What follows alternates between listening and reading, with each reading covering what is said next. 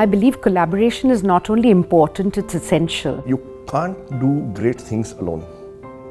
As simple as that. Consulting, involving other individuals who can add value is a very, very important part in giving journey. In the philanthropy space, I think you have a much wider set of stakeholders, and that requires a whole new approach of building alliances, coalitions.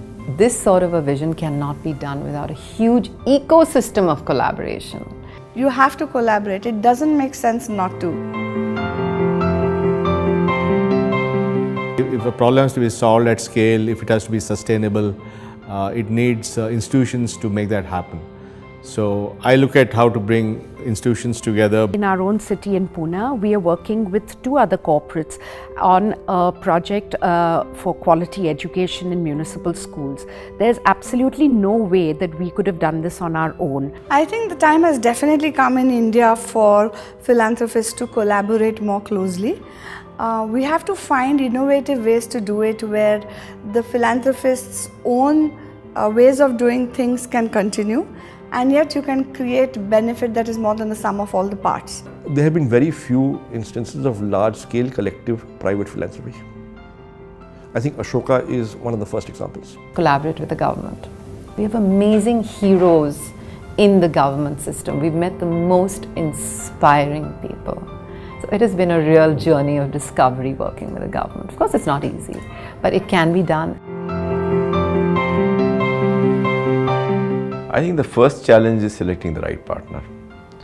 And sometimes you may do all the due diligence, but until you actually start working together, you will not know whether it is working well or not. I think this requires some effort for business leaders, because business leaders in the domain of their companies are, masters of whatever they can survey, and therefore they're not really used to consulting many people for taking decisions. Collaboration between philanthropists is of course not easy because people have different ideas of what they think will work. Collaboration means essentially, to a large extent or to some extent, you're giving up personal control.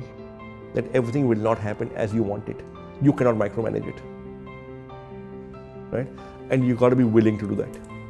See, you face challenges when you're working with anyone. Even when you're working with your own staff, you face challenges. When you work with partners, you face more challenges, not less. What they bring to the table is expert learning. But you want accountability of a phenomenal nature. You want reporting of a phenomenal nature. First of all, you must welcome collaboration. So you got to let other people in. Okay. Number 1, the financial burden will be shared. Number 2, you can build a much bigger, better institution, right? Because number 3, good people will come in with good ideas. I think building a partnership, the first thing is trust. You need to trust and respect that that other person knows what they're doing, and trust them. Expertise, lots of people have. But without this quality, you can't make a partnership work. What we do is we tend to prototype.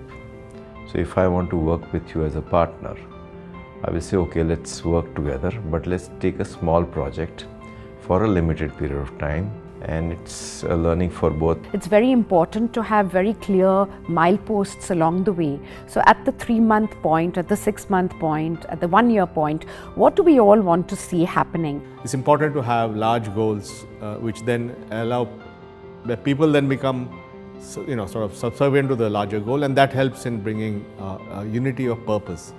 And then I think the simplicity of the goal is also very important. But the point is to begin and to see it's okay to fail.